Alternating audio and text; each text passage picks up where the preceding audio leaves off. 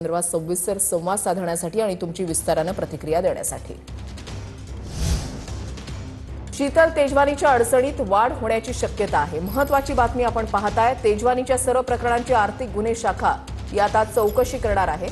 पुणे पोलिसांची आर्थिक गुन्हे शाखा या संदर्भातली चौकशी जी आहे ती करणार आहे। शीतल तेजवानीच्या सर्व प्रकरणांची चौकशी आता होणार आहे। तेजवानीने यापूर्वी सुद्धा पॉवर ऑफ अटर्नी करून फसवणूक केल्याचा आरोप होतोय आणि आता सर्वच प्रकरणांची चौकशी होणार आहे। मराठी हिंदी वादामध्ये कल्याणच्या अर्णवनं आत्महत्या केली आणि या प्रकारानंतर भाजप आज शिवाजी पार्कमध्ये आंदोलन करणार असून राजकीय वातावरण पेटणार आहे।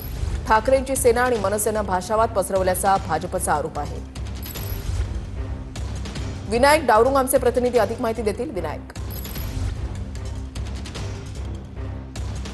बरोबर आहे। आपण जर पाहिलं मधलं कल्याणमधला हा तरुण होता अर्णव खैरे यांनी आत्महत्या केलेली आहे आणि त्या आत्महत्येचं कारण समोर आलेलं आहे की भाषावाद ट्रेनमध्ये प्रवास करत असताना हिंदीमध्ये बोलल्यामुळे त्याला मारहाण झालेली आहे आणि तो मराठी तरुण आहे आणि याच मुद्द्यावरती भाजप आज सद्बुद्धी देव ही प्रार्थना जी आहे ते बाळासाहेब ठाकरे यांच्या स्मृतीस्थळाच्या या ठिकाणी करणार आहे। थोड्या वेळात भाजपचे कार्यकर्ते या ठिकाणी जमा होतील। ज्या पद्धतीनं हिंदी आणि मराठी वाद जे कोणी पसरवत आहे, जे कोणी नेते करत आहेत याच्या विरोधात भाजपने ही प्रार्थना जी आहे ती ठेवलेली आपल्याला पाहायला मिळते। शिवाजी पार्क परिसरामध्ये मोठ्या प्रमाणात संपूर्ण बंदोबस्त जो आहे तो आता लागायला सुरुवात झालेली पाहायला मिळते, कारण कुठेतरी दोन्ही राजकीय पक्ष किंवा इतर राजकीय पक्ष जे आहेत या ठिकाणी भाजपला विरोध करण्यासाठी येऊ शकतात आणि त्यामुळे पोलिसांनी बंदोबस्त जो आहे तो मोठ्या प्रमाणात तैनात केला आपल्याला दिसून येतोय।